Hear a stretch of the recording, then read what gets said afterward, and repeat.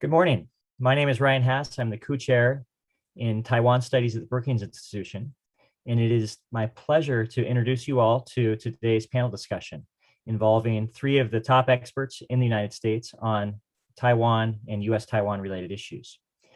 To maximize our time together, I'm going to be ruthlessly efficient in my introduction of these three experts.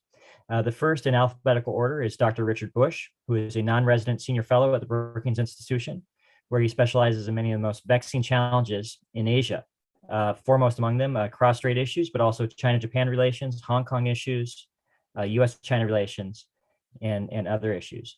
Prior to joining Brookings, Richard had a distinguished career in government, where he served on Capitol Hill in the intelligence community and as chairman of the American Institute in Taiwan. Our second panelist is Dr. Shirley Lin, who is also a non-resident senior fellow at the Brookings Institution, where she also is a Compton visiting professor in world politics at the Miller Center at the University of Virginia.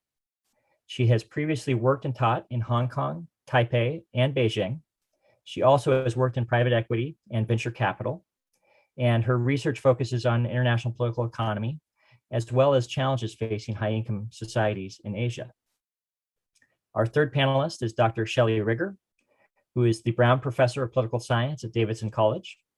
She began her academic career conducting research on Chinese politics, but later shifted to studying democratization in Taiwan. She is widely recognized as one of America's leading experts on Taiwan, having published numerous books, monographs, and articles on Taiwan's political developments. So these are our three panelists, and here's our plan for the next hour. We're going to break our discussion into three parts. It's going to be a moderated and interactive discussion. Segment will seek to shed light on the politics in Taiwan regarding the U.S.-Taiwan relationship. I will also invite our panelists to offer their analysis of President Tsai's recent October 10th speech. The second segment will explore the politics in the United States towards the U.S.-Taiwan relationship. And I will ask our panelists about the durability of bipartisan support for Taiwan and about the role of Congress in U.S.-Taiwan relations. And then we will reserve the final segment of our time together for you, our audience, to ask questions to this distinguished group of experts. I encourage everyone to submit questions either via Twitter using hashtag US-Taiwan or via email at events@brookings.edu. So with that, I want to jump right in to our discussion. I'm going to start with a lightning round question for the three of you. We'll first turn to Richard and then Shelley and Shirley by order. The question is this. Beijing recently sent 150 warplanes through the southern tip of Taiwan's air defense identification zone around the PRC National Day holiday. The penetration of the ADIZ is not new, but the volume of the flights was.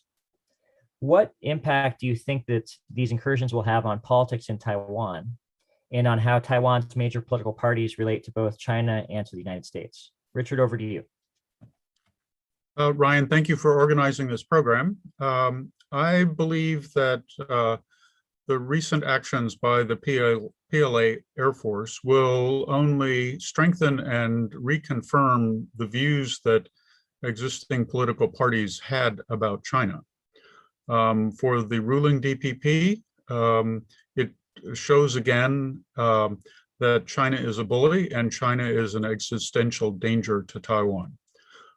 For the KMT, this event will confirm their view that all these tensions are Tsai Ing-wen's fault, and if she'd only accepted the 1992 consensus, none of this would happen. For Taipei Mayor Ko Wen-je, I think his view is that both sides need to reduce tensions and try to coexist, and that both Beijing and the DPP government are responsible. Thanks. Shelley? I would just point to a kind of stereotype about public opinion in Taiwan, which is that people in Taiwan are naively unconcerned about the military pressure that the island experiences. And I've heard people say this in lots of different ways over many years. And while it is certainly true that Taiwanese, by and large, don't panic about this kind of military pressure in the way that many Americans do and think Taiwanese ought to, it is actually not accurate that no one pays attention or people don't care or notice. It's clear from public opinion and also from the kind of political conversation in Taiwan that Taiwanese are well aware of the pressure they're under, but are still not panicking, whether or not people outside of Taiwan think they should. Shirley? It's such a pleasure, Ryan, to be here with Richard and Shelley, and they have basically took most of what I wanted to say about this. Totally agree that there's a perception of naivete that nothing is going to go wrong. I don't think that's correct at all. So I was in Taipei for 16 months until this August. And the Taiwanese are stoic about it, basically going about their business, fighting the pandemic without enough vaccines, the borders closed, and they're under constant pressure from China for the last decades, not 10 days. And I think that the world didn't notice until this time as much as they have. But basically, my father living through 54 to 55, 58, and then I lived through the missile crisis of 95 to 96. It's all too familiar. But the difference, of course, is that China also wants the world to notice, this time very much so. And Taiwanese may feel apprehensive, but they are very resilient. And most will not give up their autonomy and democratic way of life, which took over a century to build and so much struggle to create. So on the political fortune of the parties, I think Beijing's focus on pressure will have important impact on the fortune, while the DPP benefits from China's assertive posturing, as it has embraced becoming part of an alliance of democracies. In some ways, Beijing has been a constant headache for the KMT, and this time, no less. Surely some Taiwanese may think that China's aggression would be toned down if the KMT were in power, and blame the DPP, as Richard said, for causing the tension by refusing to endorse the 92 consensus. But I think more voters, especially young ones, do not buy that argument at all. They see China as a bully that weaponizes everything from vaccine to pineapple to force an outcome unacceptable to the people of Taiwan. Thank you, Shirley. If it's all right, I'd like to stay with you for 1 second because there's one other question I want to ask, which is relating to domestic politics of U.S.-Taiwan relations inside Taiwan. How much divergence or overlap is there between the various major political parties in Taiwan about how they view the United States, the priority and emphasis they place upon U.S.-Taiwan relations, and what objectives they each have for the U.S.-Taiwan relationship? Thank you, Ryan. And I'm eager to hear our panelists about how the U.S. thinks about this relationship. So to start off with, I think no doubt the DPP and the KMT have changed position in terms of which party values upgrading military and economic relations with the U.S. in the last few years. In 2012, it was widely known that the U.S. did not prefer Tsai Ing-wen to win the presidential election and had a close relationship with Ma Ying-jeou. This has all changed as the KMT went down the path of deepening Taiwan's relationship with China, especially economically, and as Tsai reoriented the DPP to be the party that stands with the US and its allies. This issue is now a big dilemma for the KMT. Eric Chu signals the KMT's position that Taiwan stands with the US and should neither anger China nor accommodate China, but he has not yet been able to explain exactly how. These are contradictory objectives that are very difficult to work out. For the DPP, Tsai has spent much of her political capital opening up to American beef and pork, but no free trade agreement with the US has materialized. The focus on building Taiwan's security relationship with the US and other like-minded countries gives ammunition to the KMT that the DPP is creating more tension with the US without gaining any economic benefit for Taiwan. So I believe some middle voters can be swayed by the KMT's argument that the DPP is a pawn, is being used by the US as a card, and the lack of trade agreement is the best evidence of that. As for Taiwan People's Party, Ko Wen-je has never crafted an appealing position on cross-strait relations or foreign policy for voters, and let's see what he can do. Thank you, Shirley. Shelley, I'd love to turn to you and bring you into this conversation because there's a busy political calendar on the horizon in Taiwan. There are local elections in November 2022, presidential and legislative elections in January 2024. A referendum sprinkled in there along the way. What issues do you think are going to most animate voters in Taiwan? Are there swing voters like Shirley was just describing? And if I can just add one more thing, and where do you see the U.S.-Taiwan relationship sort of fitting in the hierarchy that Taiwan voters have? Yeah, so for a very long time, we have understood Taiwanese elections and domestic politics as primarily dominated by domestic issues. And I think that is still important, but I also think that two external factors have affected Tsai Ing-wen's reputation and image in Taiwan a lot. One is the Hong Kong crisis. So Taiwanese observing the deterioration of life and freedom in Hong Kong over the last several years are increasingly inclined to doubt the KMT's claim that, if we just work harder to show our goodwill to Beijing, that somehow, that will be reciprocated. So I think the Hong Kong issue has played into Taiwan domestic politics, although I think it is less likely in the next round of elections to matter, because that unfortunately, tragically, I think that story is largely closed, at least from, I think Taiwanese know they've learned what they were going to learn from that series of events. And then the other external issue is U.S. relations, where I think Tsai Ing-wen has very much, as Shirley just said, kind of taken over the mantle or the status of the Taiwanese leader who was able to secure a good relationship with the U.S. And for most Taiwanese, that is extremely important. Public opinion surveys again and again show that one of the key factors determining whether or not people believe that Taiwan can be defended is whether or not they believe the US will come to Taiwan's defense. So being able to show results in building US-Taiwan relations is a plus for any politician in Taiwan.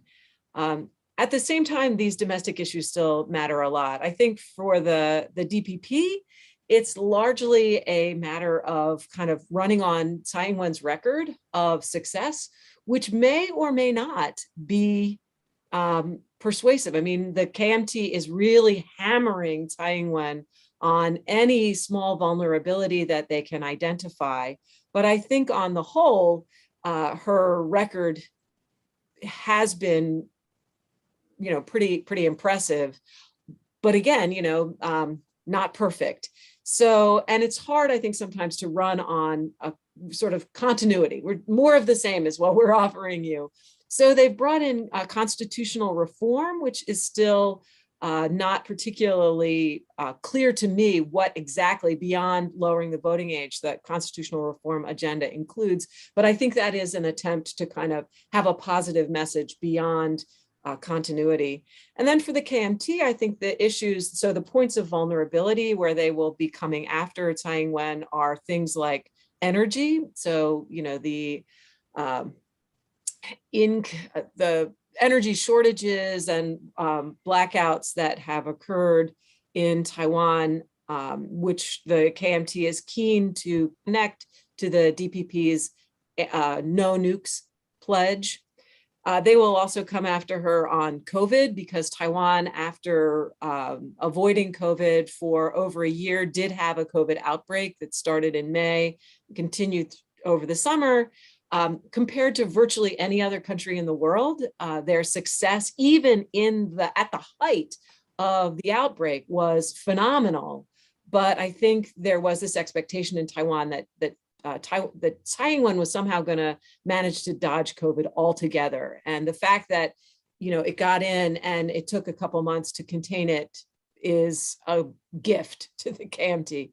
And then they're going to come after her also, as Shirley just said, on the meat issue. You've allowed the US to export this meat that Taiwanese people don't want, which the DPP used to be the big advocate against meat imports, and the KMT was the advocate for, another place where they've switched sides.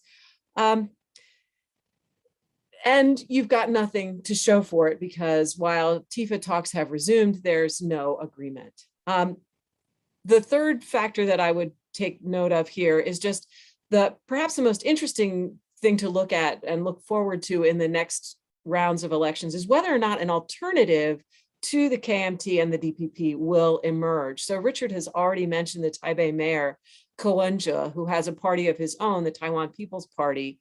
And he, I think, would like to offer a kind of third option beyond these two. The KMT still has the brand, though, so we shall see whether the TPP can overtake and replace it as the #2 party. Thank you, Shelley. Richard, I want to give you a chance to weigh in on anything that that Shelley or Shirley have put on the table that is of interest to you. But I also, in addition to that, want to sort of take a step back and ask a broader question, which is that as time has gone by and Taiwan has become more consolidated as a democracy, social spending has gone up in relative terms while defense spending has gone down. And this is understandable. Taiwan's not unique in this pattern, but it is a pattern that is observable.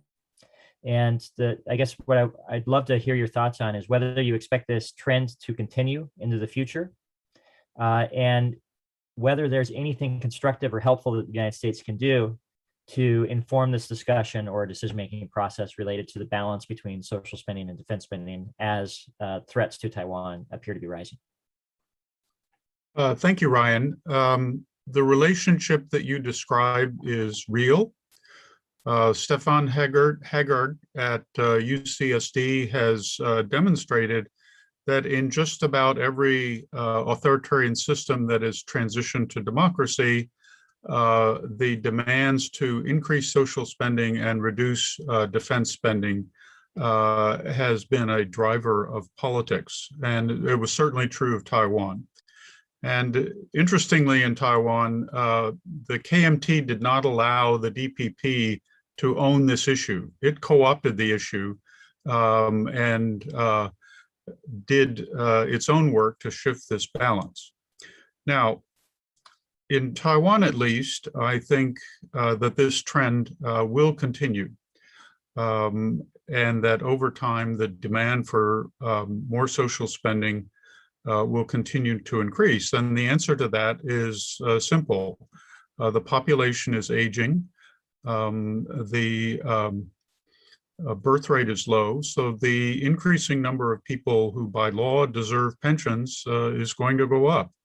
Moreover, you will continue to have demands for funding to build infrastructure and otherwise keep Taiwan economically competitive.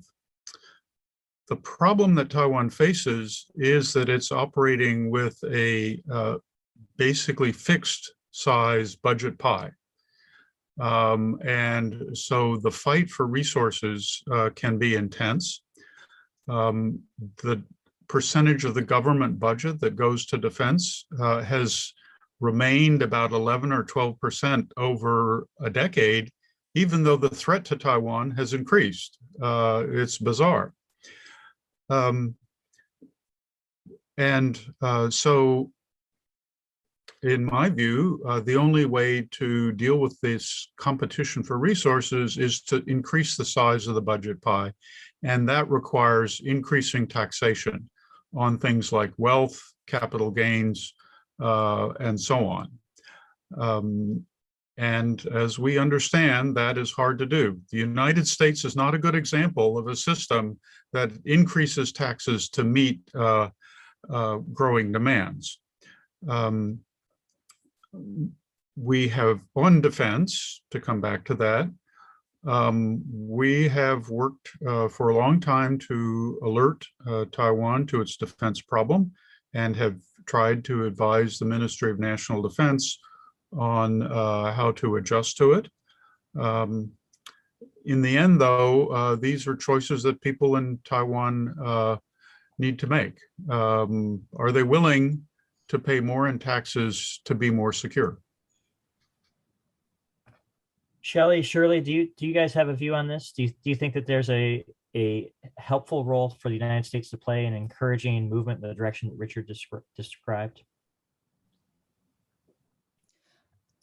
Yeah, I want to say that everyone should read Richard's latest book.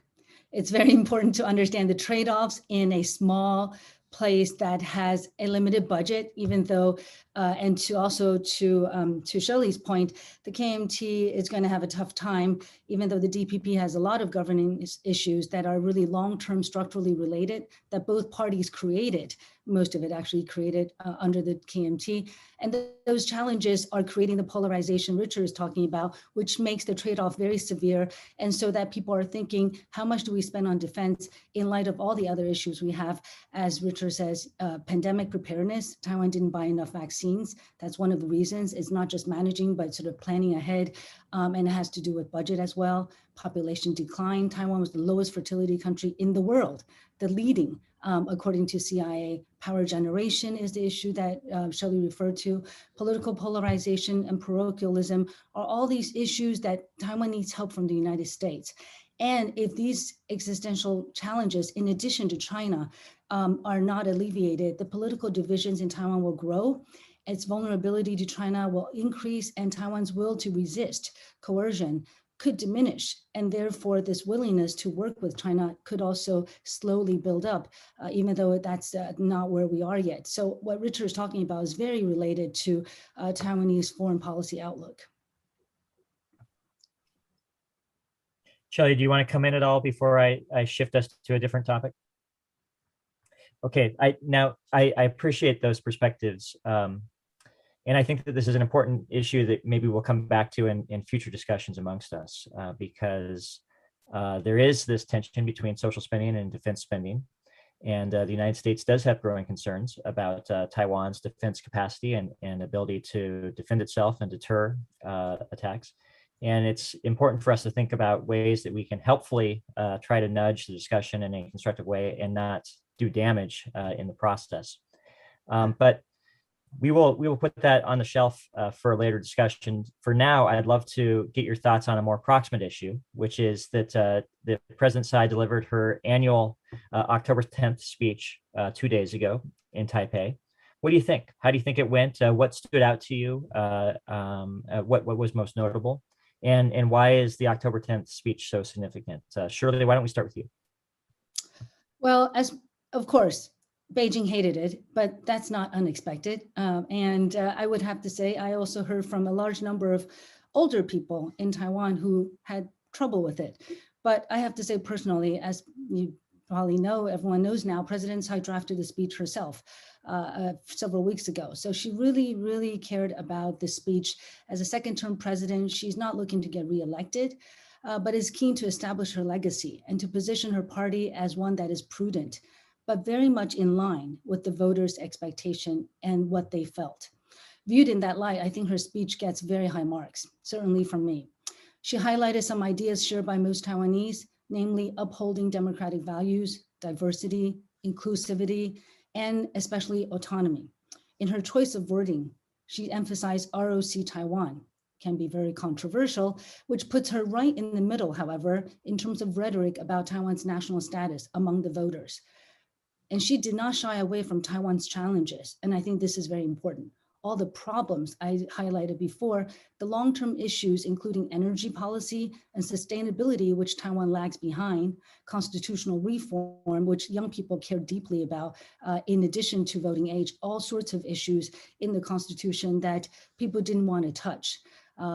Vaccine acquisition, which is there's no chance of herd immunity before the end of this year in Taiwan. What does that mean for a country that, although it has 8% GDP growth first half of this year, what will happen to the rest of the year and the projected 5.88%? Economic diversification and talent cultivation. If you think about her speech, she mentioned them more as challenges to be overcome, not to basically, do any propaganda. So above all, she stressed the need to overcome past divisions over identity and strengthen unity around a common Taiwanese identity. High marks from me. Shelley, how about you?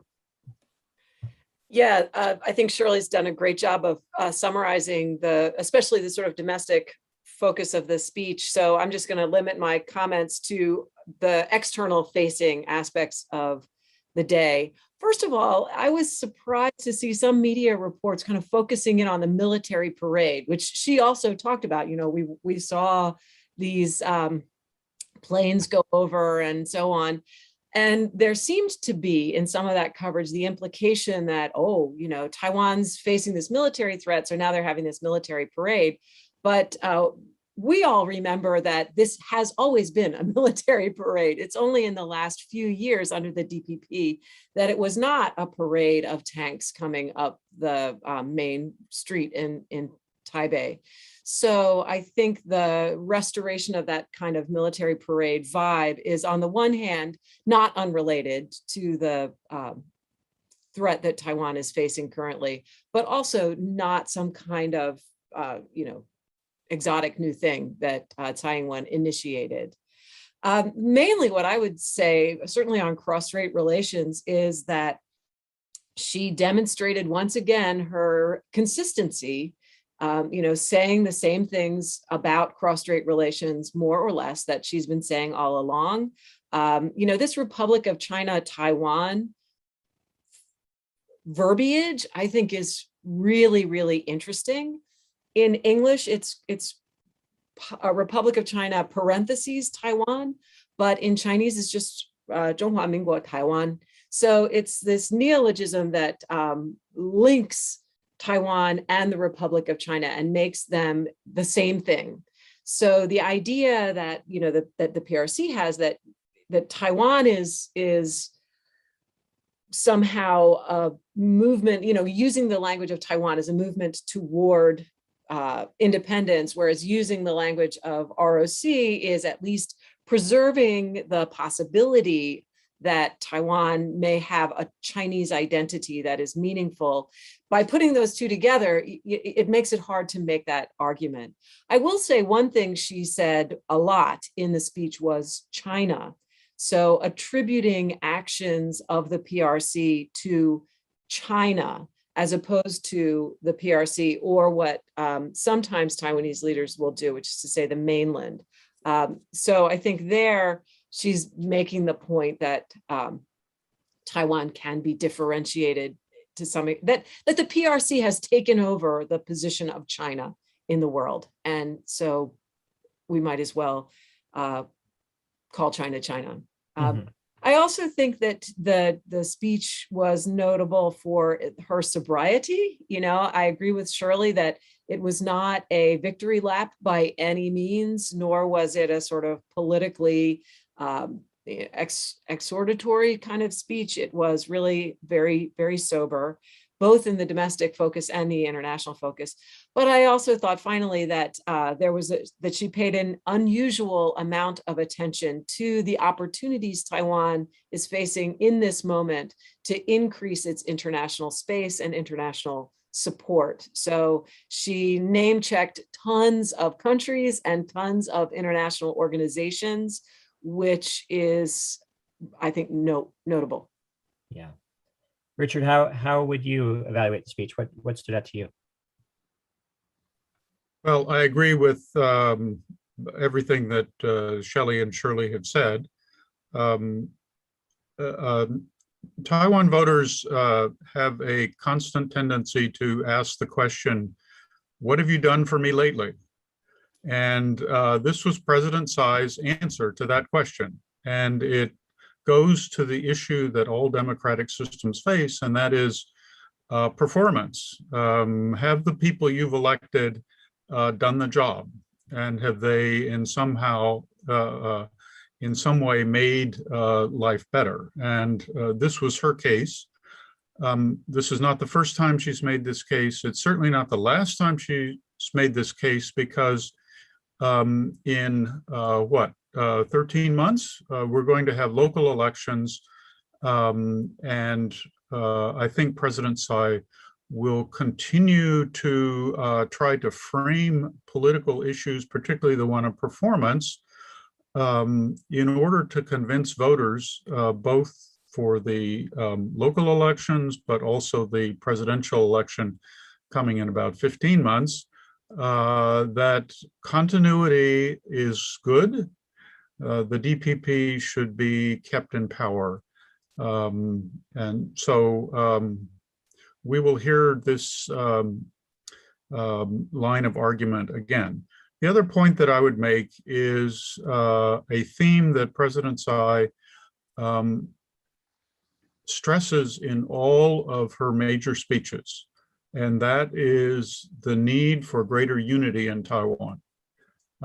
Taiwan is not made more secure if political parties are tearing each other apart and focusing on the defects of the opposition political party when the threat to Taiwan comes not from within, but from without. This is one of those situations, and the United States has faced it in the past, where competing political parties need to set aside their rivalries on foreign policy in order to secure the country. And so in a sense, she's saying, to borrow from Senator Vandenberg, politics should stop at the Taiwan Strait. Thank you. I want to pick that very theme up, but after we transition to the next phase of our discussion, which is looking at the US politics of the US-Taiwan relationship. And Shelley, if I can start with you. It's not a state secret that the domestic politics in the United States are very fractured, that there's very intense partisanship on a lot of issues. Taiwan, up to now, has escaped that, it seems. That there has been large, continuous bipartisan support for Taiwan. What has made that possible, and what do we need to watch for to ensure that that trend continues into the future? Right. So Taiwan back in the old days was a kind of Republican issue and a darling of conservatives because it was an anti-communist ally of the US.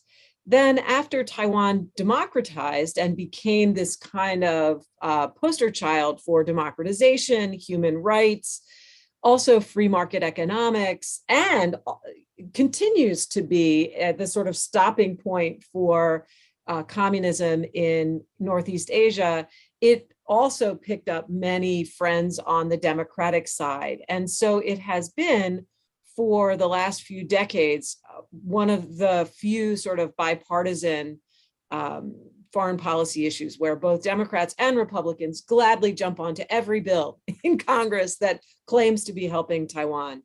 What worries me about the direction that US policymakers, and not so much policymakers, but the sort of pundit class in the US is doing now, is that increasingly there is this discourse that Taiwan is some kind of a weapon system that the US can use in this new Cold War that we're going to have with China, or maybe it's a new hot war, depending upon who you're listening to.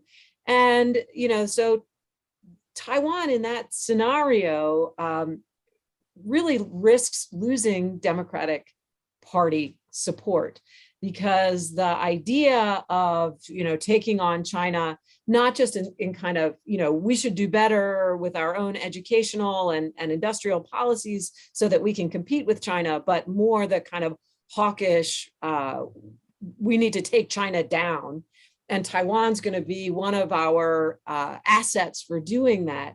That is, I would argue, already starting to erode enthusiasm on the left for Taiwan. Increasingly now, I get questions from the left when I talk about Taiwan in public forums that are kind of like, isn't Taiwan just another one of these neoliberal, neoconservative places that the US has got to, jettison because we can't afford to keep doing that kind of thing? So, and that's so ironic and paradoxical, right? The first country in East Asia to legalize same-sex marriage, this very liberal in many ways and progressive society, is that whole aspect of Taiwan's reality is, I think, being clouded over by the politicization of Taiwan in the United States. And I think right now that kind of dismissiveness toward Taiwan's actual virtues is on the kind of far left. But I worry that if Taiwan really becomes a kind of the primary focus of attention in the US is on its role as a tool to use against China, that will be disastrous for Taiwan on many levels, including the way, the sort of bipartisan nature of US support for it. Interesting. Richard, you've followed this closely for a long time. You were a previous congressional staffer. Help us understand the role that Congress plays in this dynamic that Shelley's describing. And how should our friends in Taiwan understand and interpret expressions of support from Congress for the US-Taiwan relationship? Thank you. Taiwan has depended on Congress to protect it, or to protect the ROC, since the late 1940s. So this is nothing new. I think what is new, at least in the last 40 years, is the unanimity within Congress that China is a bad actor. So the enemy of my enemy is my friend. Therefore, Taiwan, it deserves support. I think that it's also worth pointing out that the members of Congress who actually understand the principles that made the normalization of US-China relations possible are no longer there. And so they do not understand, the current members don't understand why you can't do certain things. Now, I do think it's worth noting that just about all the legislation that Congress has produced in the last 5 years, 10 years is hortatory. It includes a lot of pro-Taiwan sentiment. It includes a lot of suggestions for how to change and, in the minds of the authors, improve US-Taiwan relations. But it doesn't order the executive branch to do much of anything. And so Congress, and particularly the members who initiate these measures, they get a lot of credit for people who support Taiwan and people in Taiwan, but they don't bear the responsibility for the consequences of their action. And the consequences are, I think, on the one hand, congressional measures raise the hopes of at least some people in Taiwan about how strong the support for Taiwan is. On the other hand, they deepen the fears of people in the PRC who believe that US support for Taiwan really is rock solid, and that the United States is using Taiwan as a card in a strategy of the containment of China. Mm-hmm. Well, Shirley, I want to bring you in on this as well. If you have any thoughts that you want to share on sort of the issue that Shelley and Richard have honed in on, you're welcome to. But given your expertise, I also want to add one other question on top of that. Trade. Trade is often identified as the #1 priority when Taiwan officials speak about the US-Taiwan relationship. They talk about the need for a free trade agreement. We all know that recently Taiwan submitted its bid to join the Comprehensive and Progressive Trans-Pacific Partnership, CPTPP. Given the ill winds that exist at the moment politically inside the United States on trade issues, what can we do? What can be done to meet the #1 priority that the Taiwan leaders have for the US-Taiwan relationship and move the ball forward on trade issues? Thank you, Ryan. I do want to respond to Richard and Shelley on the last question. It's actually perfect to talk about trade within that context. The issue between the US and China for a Taiwanese perspective is very clearly the Chinese are playing the long game. To a lot of Taiwanese, the Americans are short-term oriented. And you could see that, of course, that is the essential problem with a democracy working with another democracy. There's no people who know it better than the Taiwanese, that everything depends on the next election cycle in the US and in Taiwan. But if Taiwan does not become more internationalized and more integrated with the West, it's going to be unavoidably going to be in the long term part of China. So because it is the most viable solution to Taiwan's economic and other problems.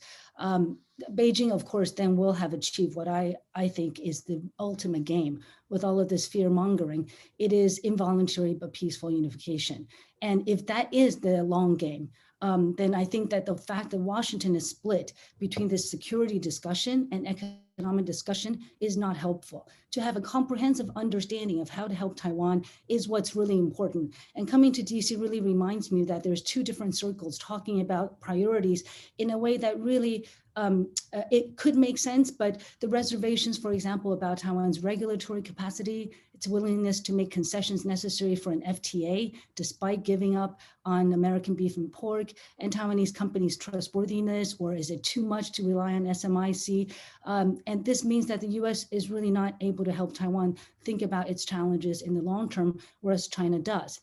It does what it does on a long-term basis and has been very consistent, even though Xi Jinping has been, of course, out there, if you will, since 2015. But how can Washington formulate a grand strategy for the Indo-Pacific region and for Taiwan without thinking about all of the issues that Washington is having difficulty with? Coming to the CPTPP, increasing arms sales and bolstering Taiwan's defense is very, very important, but insufficient.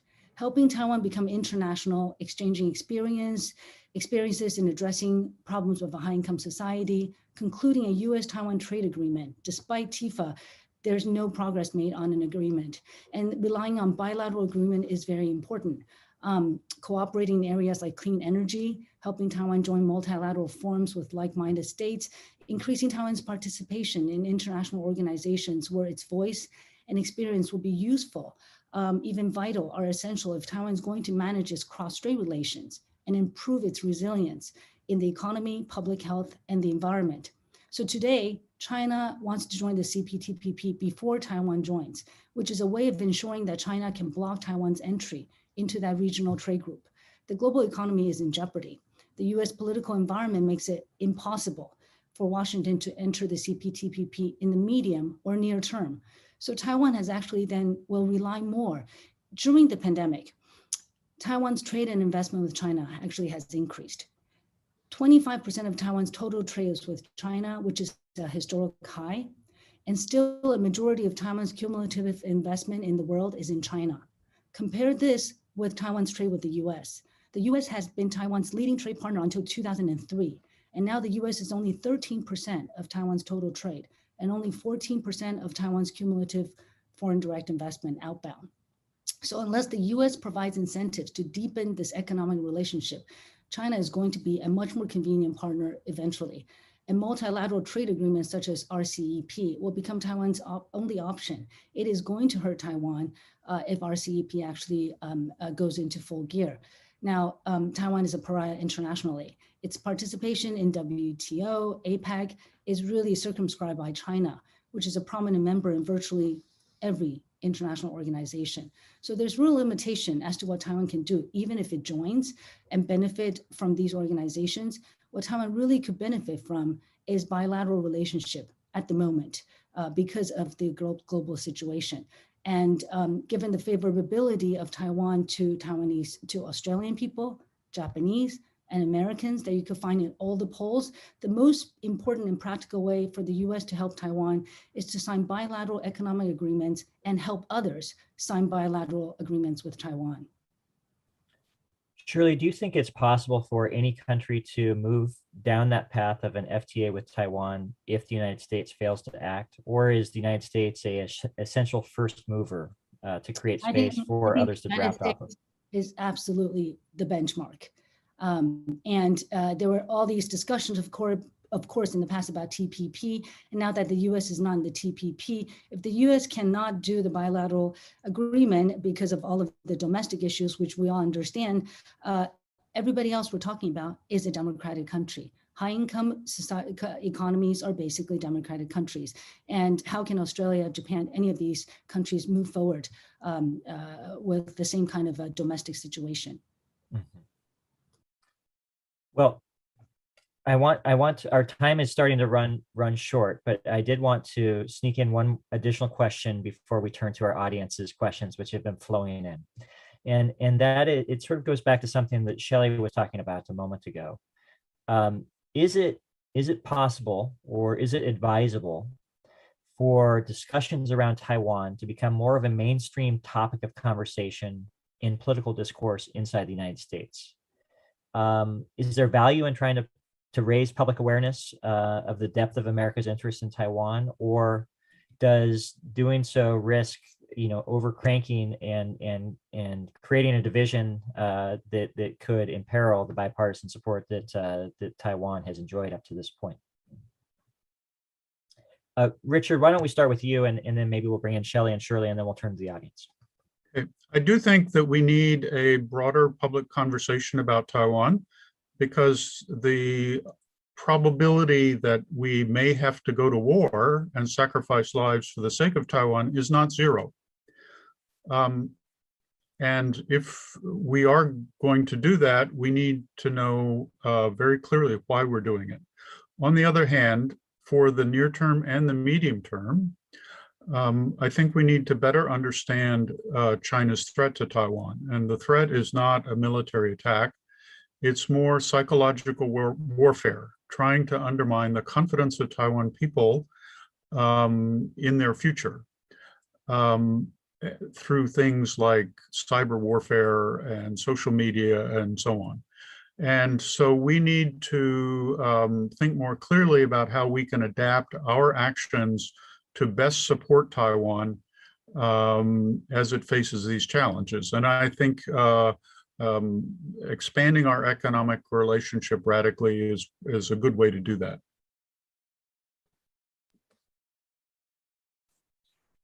Shelley?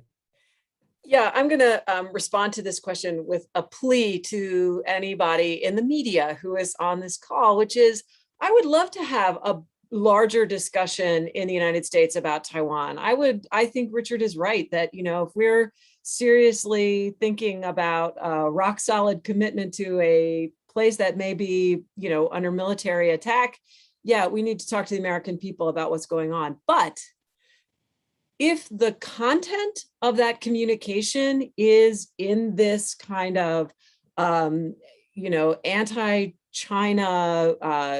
using Taiwan as a weapon against the rising threat to America's future, then I think it's actually worse than nothing, because it is the wrong message. It is a message that dehumanizes Taiwanese people, that undercuts everything that is actually valuable about Taiwan, and basically turns an island of 23 million human beings into the barrel of a gun. And so I'd rather not talk about Taiwan at all than talk about Taiwan like that.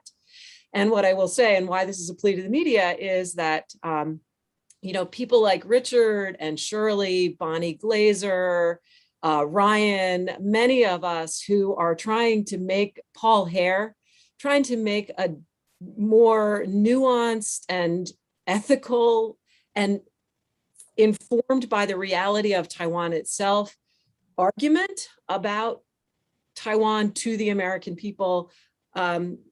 It's very difficult for those positions to find an outlet to be published. And more the media coverage seems to be turning to the sort of most inflammatory kind of hair on fire, the war starts tomorrow kind of sources, who I think are not helping, and in fact are making the situation a lot more dangerous. So, if you want to talk to the American people about Taiwan, please talk to voices from all over, and not just from that sort of China hawk, militarily focused, I won't say fringe, but it feels like a fringe to me. Shirley? I will add to what Shelley says to say everyone should read Shelley's book, Why Taiwan Matters. Even though it was written a few years ago, I think it's still very, for those of you who want to have a primer on why Taiwan matters, and that is the name of the book. I think it's important for the public to understand and appreciate. And today, more Americans understand the situation better than ever before because of chips. Everybody I know knows that they can't get their cars, or it's overpriced, or they can get their Sonos systems because Taiwanese are not making them fast enough in greater volume. And that also speaks to Shelley's recent book about how the Taiwanese helped build the Chinese basically since reform and opening. I think that it's a very important part of everyone's education to understand how important Taiwan is, not in relations to China itself, but as an important player in the global political economy. I feel that that is also a divided discussion, which needs to be put together so that between the fighter jets and the chips, there's an understanding that it is a country with people who are doing their best to promote values that are universal, that we identify with. Thank you. Well, in the process of your response, you addressed one of our questions that came in from Sheldon Ray at Raymond James about the silicon shield or semiconductor shield of Taiwan. But I wanted to pose another question from our audience to you all. This came from Stephen Schleicher, who's a retired Foreign Service officer, who wrote in a written response to Chinese Communist Party General Secretary Xi Jinping. Newly elected KMT chairman Eric Ju Lilun, reportedly asserted that people on both sides of the Taiwan Strait were, quote, all children of the Yellow Emperor. Does this characterization of a common cultural and ethnic identity truly reflect the sentiments of people in Taiwan? And in general, how do you think the Chu's response to Xi Jinping will play in Taiwan's electoral politics? So over to you all. Maybe we'll start with Shelley. Yeah, this is going to be an unpopular position probably on this panel and definitely with some in the audience, but I don't think that that is wildly inaccurate as a characterization. I did a survey with some co-authors, Lev Nachman, Chitwai John Mock, and Nathan Chan in May, and we asked, is Taiwan's culture similar to various other cultures? And by far the largest percentage was of respondents identified Taiwan's culture with Chinese culture. And it was about 55% said, our culture is similar to or is like Chinese culture. And just, to sort of understand what that means, and it wasn't, 55-45, it was 55, and then a lot of people gave a kind of middling answer. Compared to Hong Kong, so we were really expecting Taiwanese to express cultural affinity with Hong Kong, but the percentage of respondents saying that Taiwan's culture was similar to Hong Kong's was actually below 40%. So I do think that there is still this fundamental understanding among Taiwanese that their history and their ancestry and their culture is Chinese. The problem is not China, right? The problem is the PRC. The problem right now for a lot of Taiwanese, and why a lot of Taiwanese are strongly skeptical of the mainland, is because of the current leadership of the PRC is, in the view of many Taiwanese, hostile to Taiwan as a political entity, and also hostile to Taiwanese people as human beings, and is also not good for the Chinese people in the mainland either. So, I don't think the divide between Taiwan and the mainland is primarily ethnic or ethno-national or cultural. I think it's about politics, and it's about, we understand ourselves to be a free and democratic society. That is not what they have over there, and that is why we don't want to be absorbed into what the PRC has created for itself on the mainland. Ryan, just a short comment.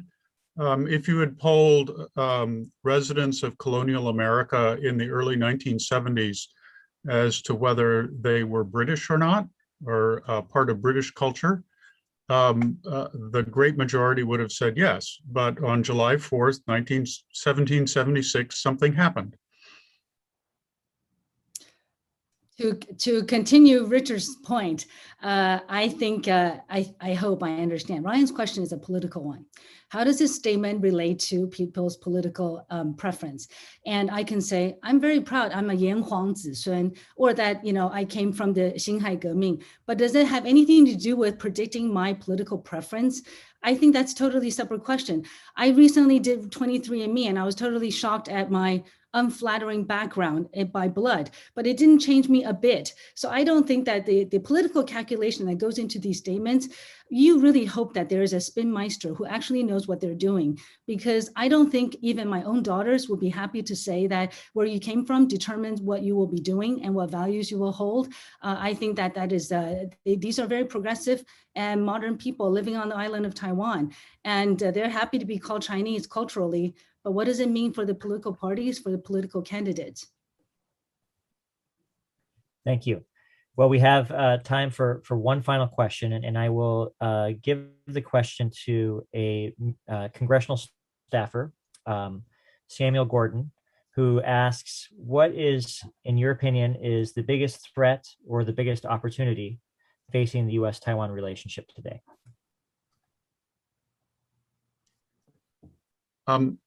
I'll just take a stab at that. I think the biggest challenge for the United States is to make a significant change in our economic policies towards Taiwan.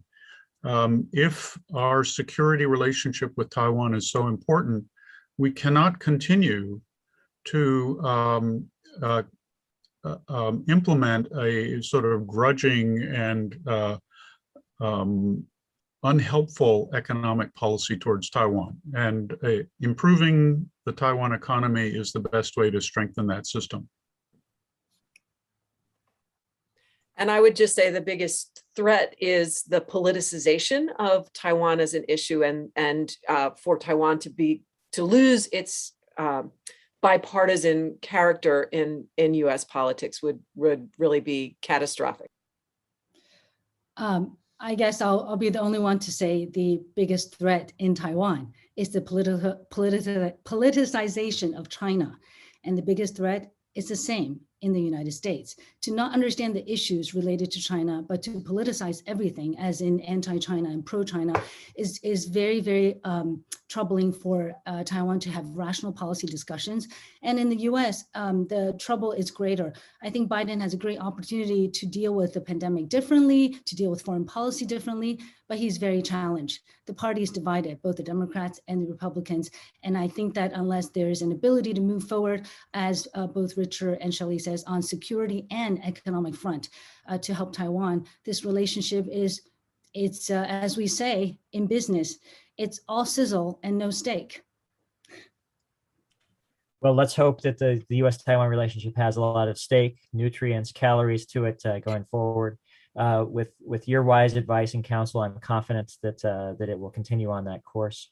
I want to take a moment to just thank the three of you for such a rich conversation. Shirley, Shelley, Richard, I've learned a lot. I'm sure our audience has. This video will be on the Brookings website going forward, and I'm sure that others will take interest in it as well. So until we meet again, this will be a discussion to be continued. But for now, thank you so much. Bye-bye. Thanks for watching. Be sure to like and subscribe for more videos from Brookings.